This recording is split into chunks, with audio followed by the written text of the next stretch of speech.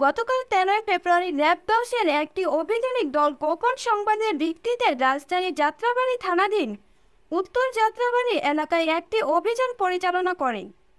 উক্ত অভিযানে আনুমানিক ৮৮,৫০০ টাকা মূল্যমানের ২৯৫ পিস ইয়াবা ট্যাবলেট ও ইয়াবা বিক্রয়ের নগদ ৩৯,৬৬০ টাকা সহ দুইজন মাদক ব্যবসায়ীকে গ্রেফতার করে। গ্রেফতারকৃত মাদক ব্যবসায়ীদের নাম সুমনা আক্তার ও নাজমুল হোসেন। প্রাথমিক জিজ্ঞাসাবাদে জানা যায় যে গ্রেফতারকৃত আসামিরা পেশাদার মাদক ব্যবসায়ী।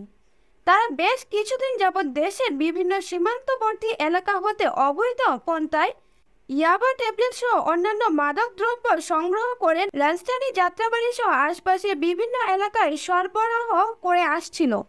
আপনি যদি আমাদের এই ভিডিওটি ফেসবুক থেকে দেখে থাকেন তাহলে অবশ্যই লাইক, কমেন্ট ও শেয়ার করতে ভুলবেন না। আর যদি ইউটিউব থেকে দেখে থাকেন তাহলে অবশ্যই সাবস্ক্রাইব করে বেল বাটনটি বাজিয়ে দিন। এরকম আরও নিত্য নতুন নিউজ পেতে আমাদের সাথে থাকুন।